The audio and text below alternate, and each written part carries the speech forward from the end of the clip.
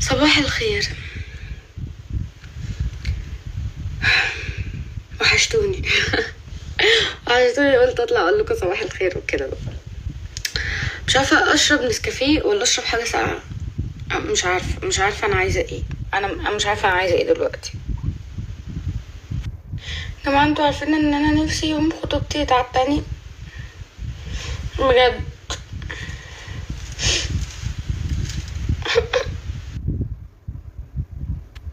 انا هروح دلوقتي اعمل نسكافيه، ماشي، وهاجي احكي لكم ستوري تايم. في انا خسيت ازاي قبل الخطوبه، عشان ده كان انجاز انا ما كنتش مصدقاه. ماشي ماشي. هاي، انا ليه قلت لكم هفطر واجي؟ عشان اوريكم انا بعمل ايه بعد فطاري. انا فطاري يا جماعه انتوا شفتوا كان عباره عن نسكافيه. انا بعمل ايه بعد الفطار؟ باخد مكمل غذائي اللي هو ده متوندا، ماشي. همشي معاكم خطوه بخطوه كده، هوريكم انا ليه باخد.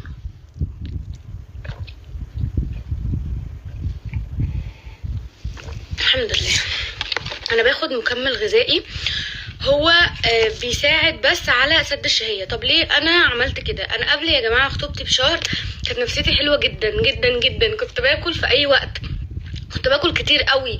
ممكن الساعة 3 الفجر اعدي على التلاجة اكل محشي مثلا، اكل كشري الساعة 6 الصبح. كانت الدنيا متلخبطة خالص. مين كانت معايا في المرحلة الصعبة دي؟ المهم رحت لنيرة، قلت لها يا نيرة انا باكل في اوقات عجيبه غريبه، والموضوع بقى صعب، وبطني بقت قد كده، وبقيت حاسه ان انا عجله ولا، وكنت خلاص هدخل في مرحله اكتئاب. ده كان قبل خطوبتي باسبوعين ونص او 3 اسابيع. المهم عرفت ان في منتج مصري اسمه دامتوندا، مرخص من هيئة سلامة الغذاء، ماشي، ملوش اي اضرار. طبعا سألت عنه ودخلت اصلا على بيج توب لايف. عرفت ان كمان اللي بيتابعوا معايا دكاترة متخصصين، مش بس ناس يعني بترد عليا كده ناس عادية، لا هم دكاترة متخصصين وقالوا لي كل حاجة وقالوا لي كل التفاصيل. ويا جماعة في اسبوع خسيت 5 كيلو، 5 كيلو في اسبوع كده من غير اي حاجة. لان هو كان بيسد الشهية، يعني اللي هو ايه، انا مثلا عايزه اكل الساعه 3 الفجر، بقيت احس نفسي ان انا شبعانه، ان انا مش عايزه اكل. بدات احس بقى بتحسن ونفسيتي بدات ترتاح، واللي هو اتبسطت قوي ووثقت جدا. لقيت نفسي بخس من غير بقى منزل جيم ولا اعمل رياضه ولا امشي على نظام دايت. هو انا باخد، وده مش دواء برضو يا جماعه، هو مش دواء، هو زي ما قلت لكم حاجه بتساعد على سد الشهيه. فهو بجد بجد خلاني انبهر.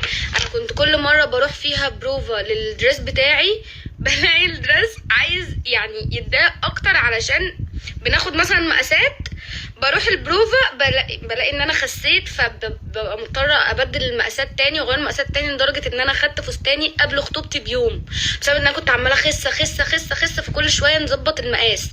فبجد انا كنت في احسن حالاتي النفسيه. فضلت طبعا اخده طول الاسبوعين اللي قبل خطوبتي. هو بيبقى فيه 30 كبسوله وبيكفي لمده شهر. انا لسه ماشيه عليه عشان انا بجد عايزه افضل كده يعني على وزن معين. ودي كلها مجرد ستوري تايم بحكي لكم انا خسيت ازاي قبل خطوبتي، علشان لو في اي حد فيكم عنده مناسبة او حاسس ان هو عايز يخس في الوزن او يقلل وزنه. المنتج ده يا جماعة اللي هو دامتوندا بيخسس من 4 ل 5 كيلو في اسبوع، وممكن في اسبوعين تخسوا 10 12 كيلو، وده فعلا اللي حصل معايا. وانا عمري ما هطلع اذيكم او اقول لكم حاجة انا مثلا مش بستخدمها، انا طالعه بقول لكم عشان انا استخدمت الحاجه دي وجربتها وواثقه فيها. وكمان بيكون موجود معاه الشهاده اللي بقول لكم ان هو مصرح من هيئه سلامه الغذاء.